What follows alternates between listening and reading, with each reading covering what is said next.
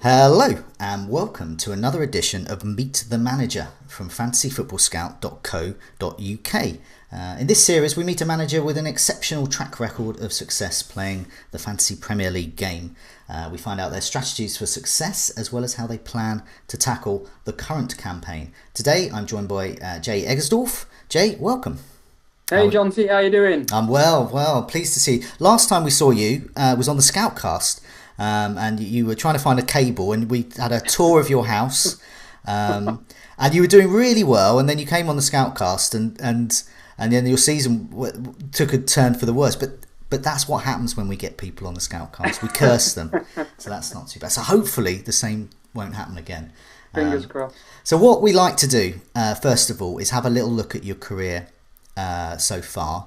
And then we'll also have a look and see what your key strategies are before we go on to look at the current season. So first of all, look at your career history. So over your previous 12 seasons, you have 10 top 10,000 finishes. There's consistency for you, including 3 top 1,000 finishes, 2 of which were less than half a dozen places from the top 100.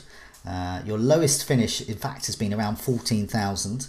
And you are the current Fantasy Football Scout career Hall of Fame #1, and that's up to the end of last season. But this season you face arguably your toughest test yet. You're currently at the 293,000 mark, but also you've had a number of green arrows in a row, so you're on the way up, we hope. But one thing I wanted to talk about before we look at your kind of more general strategies. One thing that you're a little different to the other Meet the Managers that we've had on is that you're not afraid to take a hit, and you're not afraid to take quite a bold move every now and again. So what I'd quite like to find out from you is just to run through some of your so-called bold moves, your hit-taking moves this season and last, and some that have gone right and some that have gone wrong. So any that particularly spring to mind, and what's your thought process in when to go bold? Should we start with ones that go wrong? Yeah, let's go for the wrong ones first, then we'll go So up.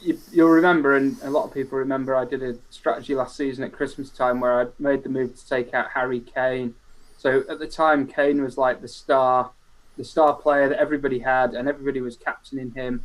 And if I remember rightly, he'd perhaps gone through a run of form where he wasn't doing brilliantly well, and he had some pretty tricky fixtures. He had Man City away. Then he had Burnley away, and then, I think he had Southampton at home, which is a good fixture. But what I figured out, and what I'd done in previous years, and I'd done this often around Christmas, where if I was doing pretty well and I was fairly high up the rankings, I would take a bit of a hit and maybe take 8 or 12-point hit, and I'd set my team up so I had the players that I felt would be in form over that short Christmas break. So what I'd looked at that time was that if I took out Kane, I'd be able to use that money to distribute it amongst the squad and bring in a whole bunch of players that would hopefully hit form over Christmas. So it was kind of like, it was risky taking out Kane, but hopefully the power of 4 or 5 form players would counterbalance that. And the only risk was if those players didn't deliver and Kane delivered massively. And as we all know, that's exactly what happened. So it was maybe 2 out of 10 times you do that might happen. And unfortunately for me, that's what did happen. So that's an example of, what I think is an unfortunate example. But I still do feel that actual strategy is pretty sound. Yeah, there's a bit of risk attached to it, but it could equally have gone really, really well. And I was going to say, because one thing of note from that is that you make that move from a position of strength. Yeah. So a lot of people, they start taking hits. I've done it myself. When you start falling down the rankings, you kind of panic a bit and you start taking hits. But your hit taking is not when you're in that weak position. You do it so that you can plan and get an edge on people and move on. Because I remember that time you were in the top 500 or so, and your feeling was that you wanted to get into the top 100. So you made that move there. I just think, in terms of, looking back on that particular move again, would you do it all again? You would do that move again? I think where that was hard was that I feel that, and I feel FPL is a better game where your trajectory towards the season is a bit like this. I don't know if you can see my hand, but you're going in a sort of hockey stick shape.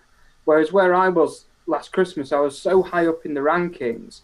In front of me is, I think I was in the top 50. I've got 49 other people ahead of me, and I've got 5 million behind me trying to catch me up, and I've still got half the season to get through. So almost like mentally as a challenge, that's actually really, really quite hard to keep up that pace when you've got so many people chasing you. I think FPL is actually an easier game to be trying to, work towards a finish line, almost like a race, like a marathon, than it is to be sprinting so far ahead and then try and maintain that pace and maintain that position. So the kind of reason I did that Kane move was I thought I've never been this high up before. I've got two options. I can try and be a bit slow and steady, and I might get to the end of the season and I don't come anywhere near, the top 1,000 or let alone, winning the thing. Or I could just have a go and kind of see what happens, but based on a logical, sound theory, which, like I said, I still think it is. It just, I was really a little unfortunate for it not to pan out. Are there any other examples, either where it went wrong or right, where you've made that bold move? Well, I had the one recently again. I think Harry Kane is my ultimate troll. And there was that one a couple of game weeks ago with the Cardiff game, and I brought Kane in literally at 1 minute to 7. It was that Friday night deadline, and it was a stupid move because in the video I'd done on my YouTube stuff, I'd said I'm going to avoid Kane, and I just made a bad decision. But looking back, I think the reason for that was that those Friday deadlines, I figured out that, they're fairly new. I've played the game the same way for a long time, 10, 12 years. And the Friday deadlines are, a new thing from last season. And they don't really suit my playing style very well because you need to make a decision quite quickly. You get the press conferences and then you kind of, sure, like most people have day jobs and families and stuff to do.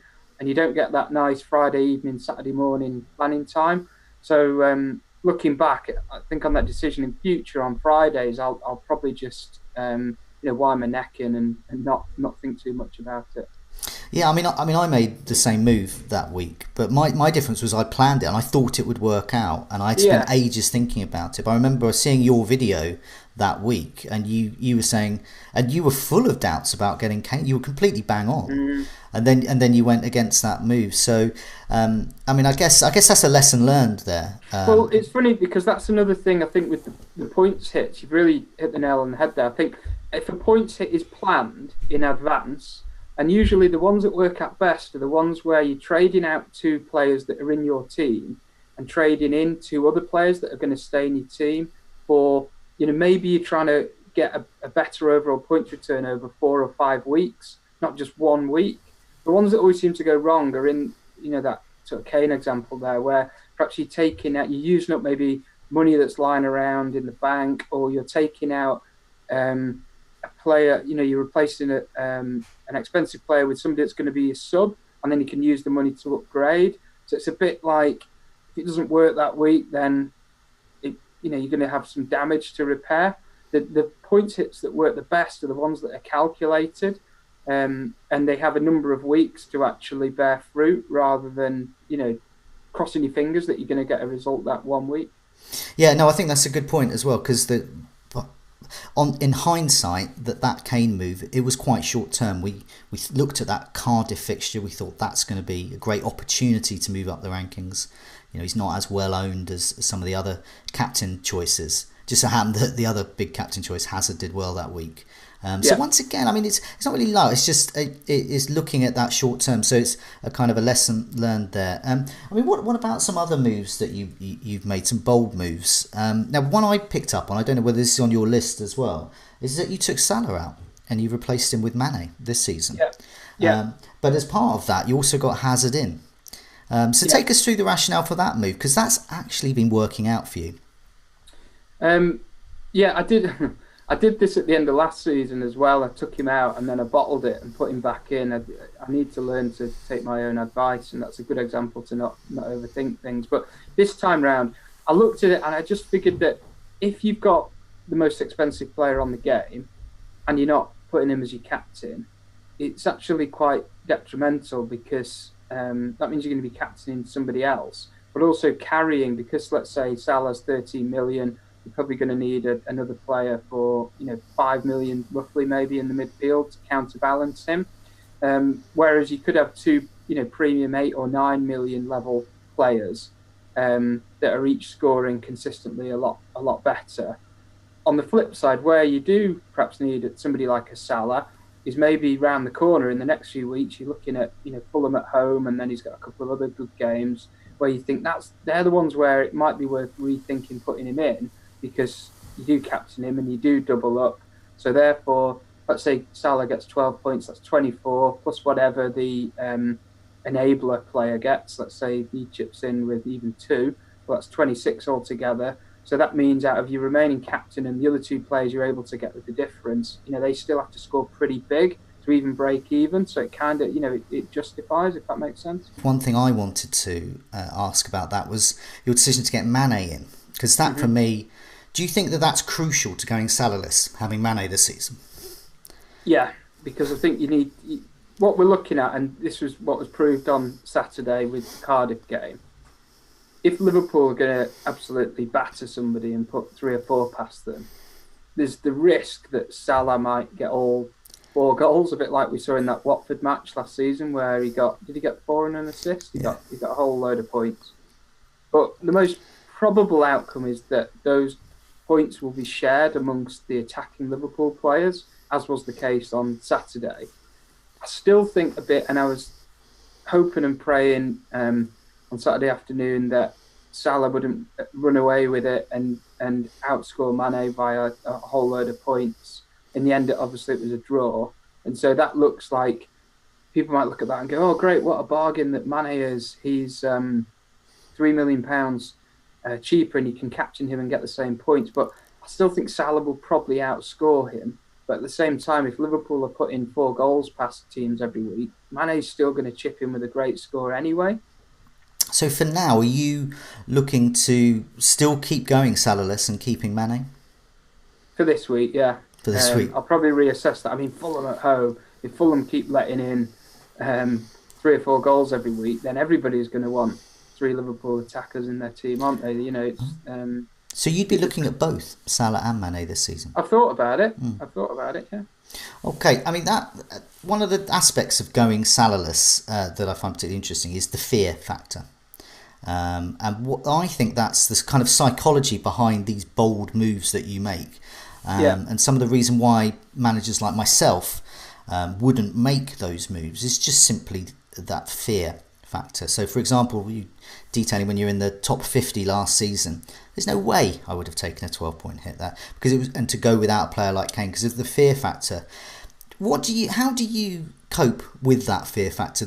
I don't know what you call it, the fear factor, sofa factor, hiding behind the sofa. You don't own that key player, but you still think you've got that strategy to do well. How do you cope with?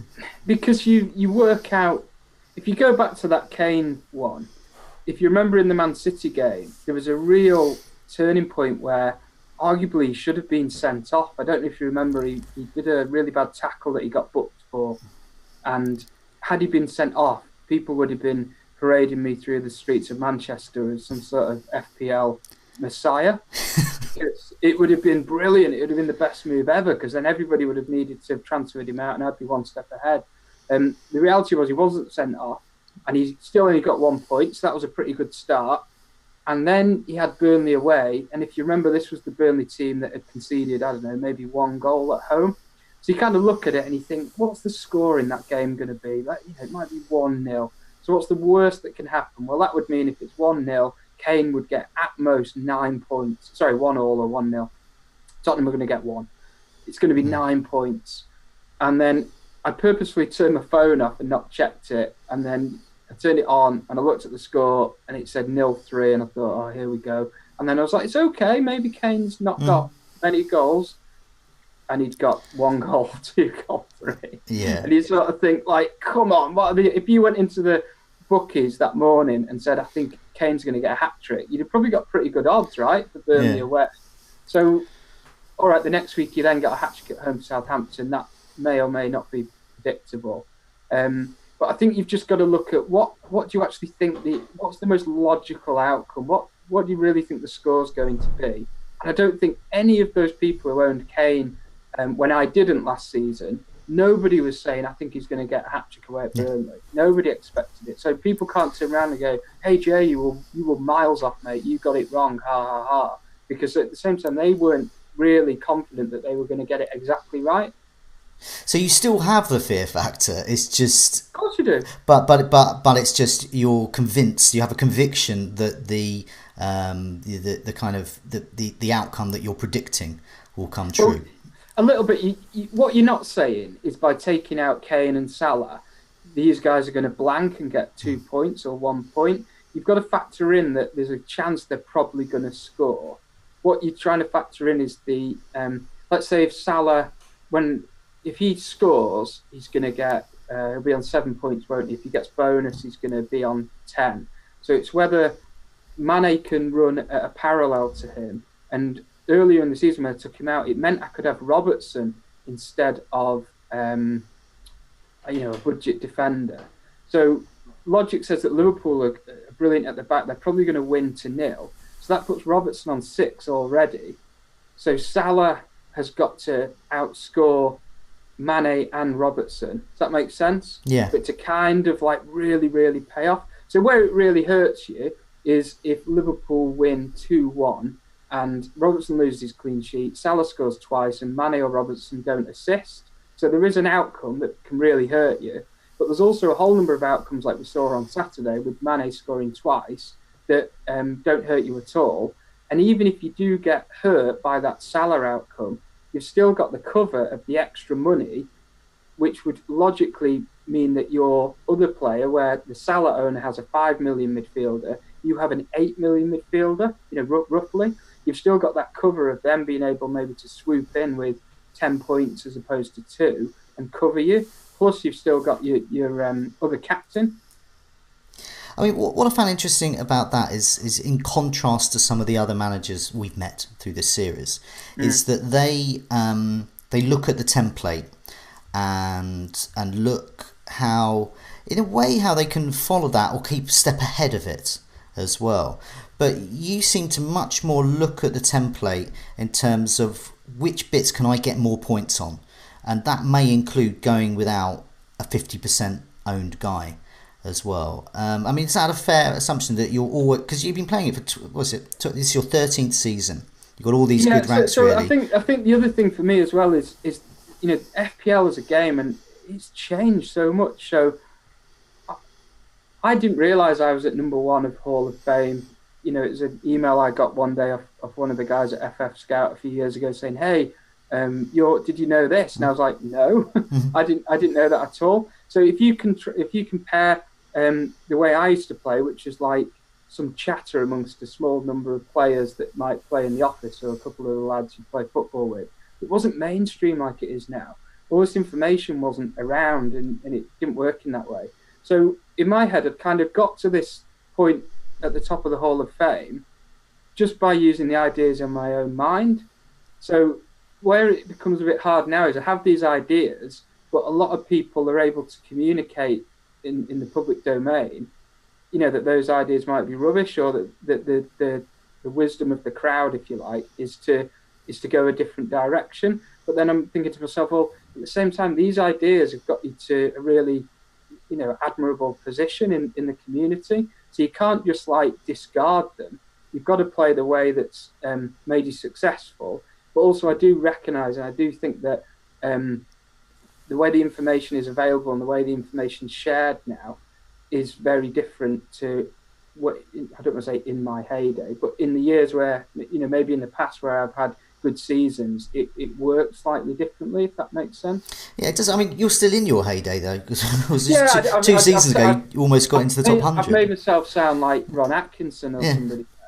And I don't mean it like that. I just mean that the game has evolved and it's different. And I think my ideas and stuff are still really, really relevant, and I'm still getting good positions and stuff. But it's definitely harder just because of the fact that people that might play a bit more casually, and maybe I'm somebody who'll bring ideas to the table and try stuff out and come up with theories and solutions. There's probably a lot of managers who are happy to read a lot of those different theories of mine and other people's and apply it to their own team. If that makes sense, it kind of makes it that There's if you're someone bringing the ideas, they might not always be the best ones, but other people might interpret them and make them better.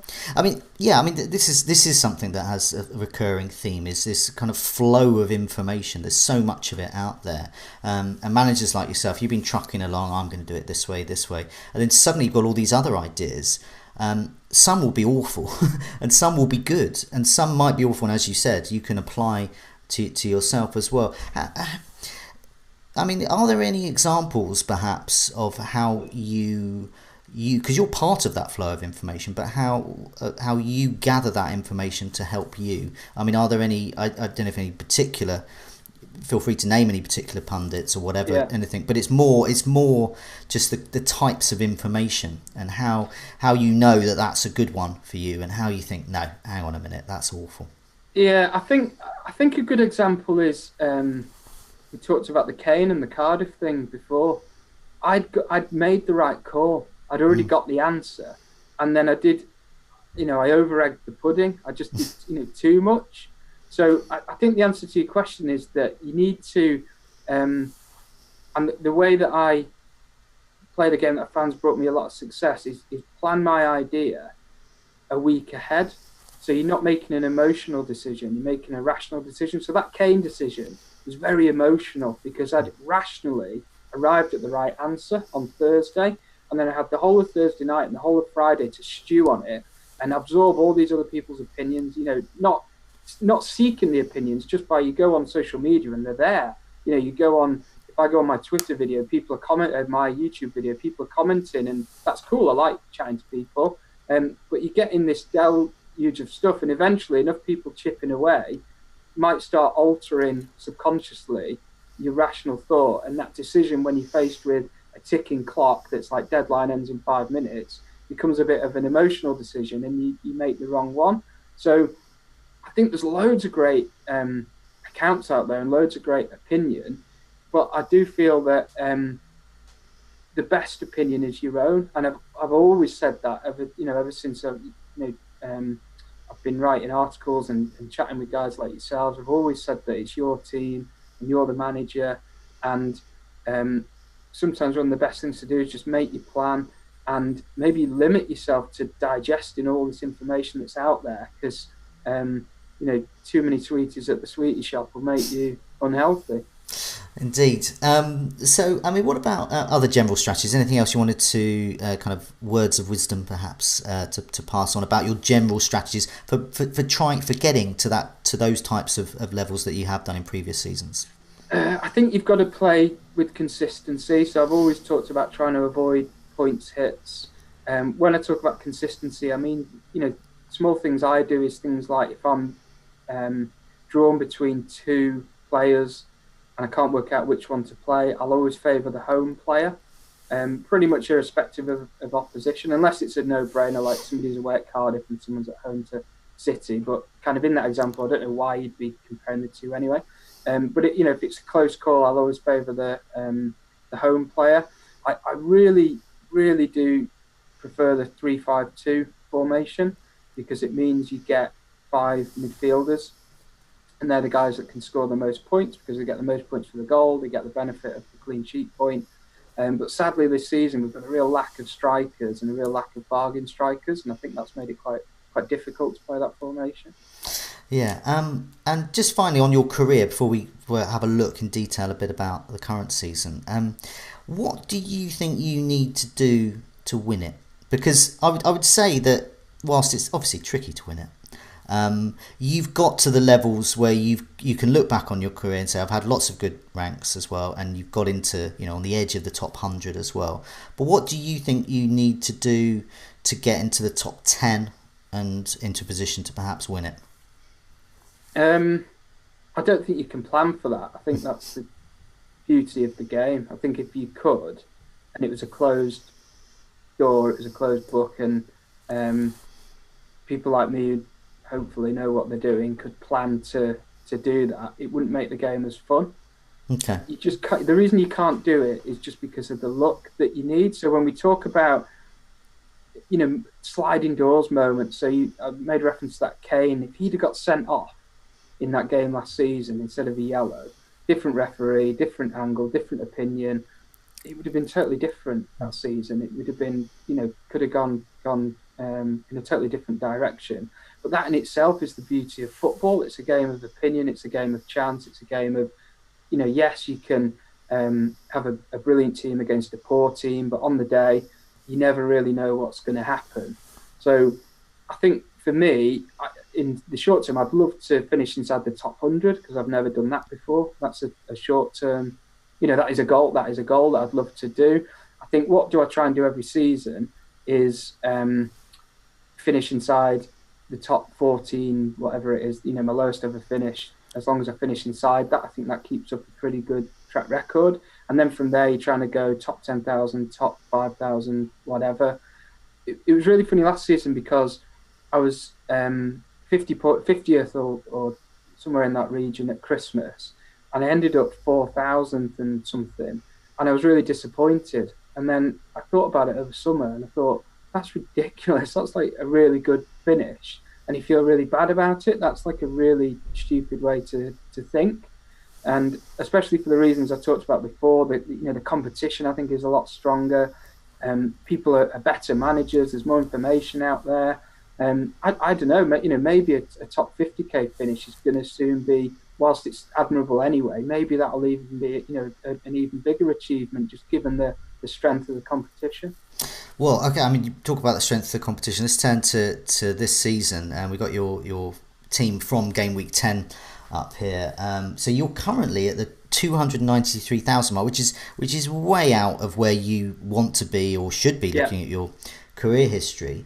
But you've had 4 green arrows in a row, and you were actually on the edge of the top before that run of green arrows. You were on the just on the cusp of the top 1 million. So you've shot up the rankings there. So what some key points there? I noticed we've already spoken about this going Salahless. That seems to have worked out because you've got Mane to help you out there. But the other thing I noticed as well, now Matt Ryan has been an absolute legend for you over the last 3 or 4 game weeks, and you've gone for this Ryan button. So you're just going. You've had enough of rotation. I don't know. Is goalkeeper rotation something you've done before, or is this a change? I've always liked this strategy of spending as little as I can on goalkeepers, but at the same time having cover if I get an injury, because you don't want to be switching. Ideally, you don't want to be switching out a goalie because you don't have one. You do need one, and I think the rotation bit just gives you another decision that ideally you don't want. It's going to be occupying space in your brain when you could be thinking about a bigger picture. The FPL is full of so many mental decisions and challenges that we need to make. So we talked earlier about, do we have Salah or do we not have Salah? You don't want to be having to worry about, do I play Ryan or do I play Fabianski at weekends?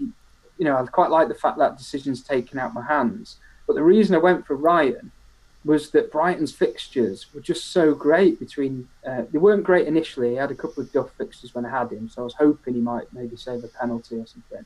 But then his fixtures turned so great. So it's as simple as that. I mean, he's probably overperformed, hasn't he? The last 3 weeks, he's done amazing. He's got a little bit lucky. But then at the same time, I think that strategy is pretty sound of just picking a player with a very nicely organised defence. Chris Hughton is very admired for his strategy and his humbleness in the game. Brighton don't often get absolutely annihilated. So as a strategy, that to me stacks up. Another thing you've done is that you've got this kind of so-called ram in defence as well, plus a Wolves defender. So you've got the Mendy, Alonso, Robertson move there. So you spoke about formation. 3-5-2 is the one you like. You haven't got 3-5-2 at the moment. At the moment, you've got a sort of 3-4-3, 4-4-2 at the moment. So are you okay with putting 4 defenders at the back, or are you still not keen on that at all? You confused me a bit there. I thought I had two teams, but I get your point. You get your point. You can mix it up a bit. So, for example, you've got Arnautovic with his problem knee, and you've got Callum Wilson who could play every week, but you could bench him some weeks. And you've got that Wolves defender, but of course Mendy and Alonso and Robertson, you're probably not going to want to bench many weeks as well. No. Those 3 are in pretty much every week. And I don't think I'd start Bennett unless I can't think of a reason why I'd start Bennett over an attacking player, just for the reason that if Wolves concede, that's pretty much it for him, isn't it? Whereas, Arnautovic could get beat 6-1 away at Man City, but he gets the one, and he gets that goal in the last minute. So his danger level is live all the way through the match. Okay, yeah. So even though, I mean, you had to field 4 this week because that was just because of the way you had Robertson and Hazard out, so he came in. But ordinarily, you are a definite 3 at the back man. I think so. I think the other thing, at the end of the day, it's meant to be fun, isn't it? Fantasy football. And if you're like me and you've got a Wolves player and it's Ryan Bennett and you're watching the match on Sunday afternoon and you've got a couple of beers, you spend the whole match hoping that Wolves don't concede, and it's not a very enjoyable experience, particularly the last 10 minutes. It feels like, we've come this far, come on guys, please don't let me down, get me the 6 points, and it's just not very fun. Whereas if you've got attackers, there's nothing more exciting than when you've got an attacker from each team and you're watching the match, because then it's a bit like basketball. You're like, come on guys, let's have a 4-4 draw. This is like dead exciting, and that's, to me, a bit like that's what football should be, like fun. I mean, that is a good point. That it isn't raised too often. That it's a game and it is meant to be fun. And of course, it's much more fun to cheer on a goal than someone trying to eke out a 0-0 if you've got 2 defenders in a particular game. I do find myself. I don't know if anybody does the same. When I did it the other night when I was watching Spurs or City away at Spurs, and they got that 1-0. And you're looking at injury time and you're whittling it down, and then you kind of do a Sly Mourinho sort of fist pump when they get the clean sheet, and you sat there thinking, that's a little bit sad. Really, I should be cheering some goals here, but instead I'm really pleased I've shrewdly picked a miserable 0-0 draw. It is sad. The spirit of football. It is sad, but I have also done that, so I share that sadness. So going back to your 3-5-2, your dream of a 3-5-2. Do you think that is the way to go this season? Looking at your team now with a basic 3-4-3 most weeks, how are you going to get to 3-5-2, or are you not going to bother? The problem we've got is we don't have anybody under 5 million strikers. There's the possibility of Isaac's success, but he's got a big question mark, sadly, because he's obviously taken Deeney's position in the team, so we don't know whether he's going to get back in. And there are a number of 4.5 and under midfielders who, all right, they might not be great, but at least they're going to play. And as we saw this weekend in game week 10, there was a whole bunch of rotation, and all right, these guys might come in and they might only get 2 points, but when it's really fine lines, and I have found this over the years of playing FPL, gets to the end of the season, you can win mini leagues, you can win hundreds of positions in the overall rank just off a single point at the end, and all these points really, really do add up. So carrying a player that is maybe not going to play as a non-playing striker as we go into the Christmas period, it is a bit risky. Okay, so you're not keen on success, and you're not planning to go 3-5-2 until. I am keen on success, but not Isaac's success. Not Isaac's success. But are you? So you're not going to go make that move until you feel that there's a 4.5 or so striker that you feel confident will get at least a couple of points off the bench if needed. Yeah, and I'm not sure there's going to be one, because you look at some of the names down there, and some of the guys haven't even really got on the pitch, have they? So unless something massively changes, or for those who played long enough, remember George Boyd, and he got that move to Burnley, and suddenly there was a 4.3, 4.4? Yeah. And he was suddenly in the team every week. That might happen in January maybe, but as it stands, it's not looking great. So what are you going to do with this team then? This lot of lads, 293 in the rankings, lots of green arrows so far. What are you going to do over the next coming weeks? What's your kind of medium term plans? The answer is not to panic, because it's 300k overall, but it's the 1st of November and the season ends in May. So there's really no reason to kind of panic. And like I said, with the game changing, years ago, nobody, your mates down the pub never said to you, what overall rank are you? Like, I couldn't have told you those years when I finished in 100 and whatever. I have no idea. I might have been 5 million in March. It probably wasn't, but I couldn't tell you what the ranking was. So the simple answer is not to panic, because if you think again, think logically about it. See, 300k. I bet 100k of those people ahead of me have already played a triple captain or a bench boost. So you've already got that. I looked at, just out of interest the other day, the person at number 1, I think, is about 200 points ahead of me, which seems loads. But bearing in mind, once I won a mini league once on the last day of the season when I was 40-something points behind the leader. And I know that was, really mad set of circumstances to turn it round. But the point is that if you just steady and relax and you chip away a few points every week to claw back a lead, you can do it. If you panic now that you're 300k and it's November, you're probably going to make decisions that are a bit risky and a bit knee-jerk, and they're not going to help you rank. So to answer your question, I'm just going to relax and not do mad Harry Kane moves like I have been doing. I'm going to plan in advance. I think a strategy is to carry a transfer as best you can, because you're far more dangerous when you're making 2 transfers than when you're making 1 at a time. And I'm just going to not make any crazy knee-jerk moves. So in terms of actual players you've got at the moment, you haven't got any particular such and such a player not keen on anymore, or such and such a player that you don't own you definitely want. You're not even thinking that specific. It's more general.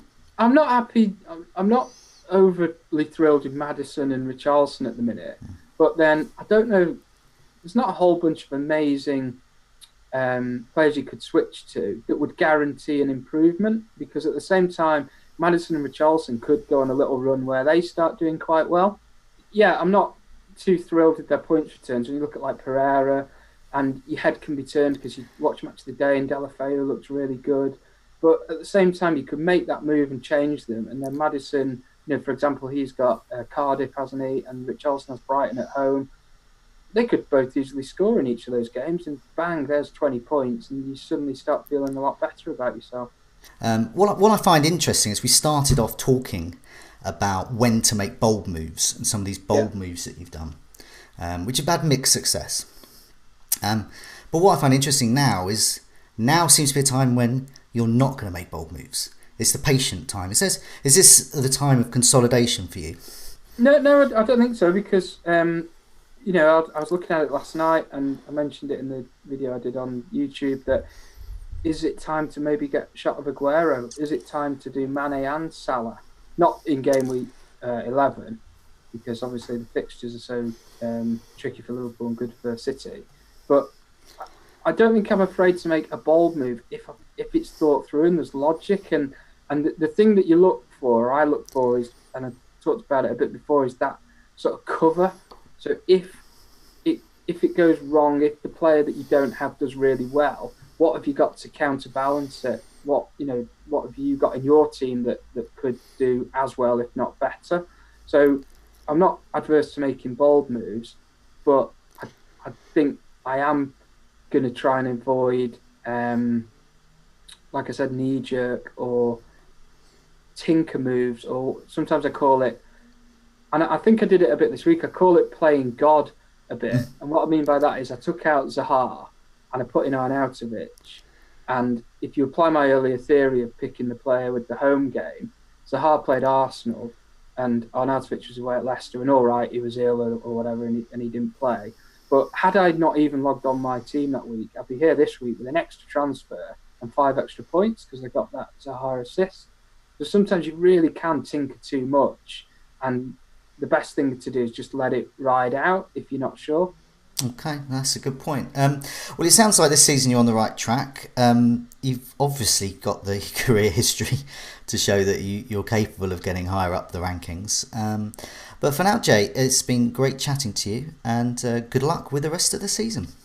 Nice one, John T. Cheers, mate. Cheers. Thanks for having me.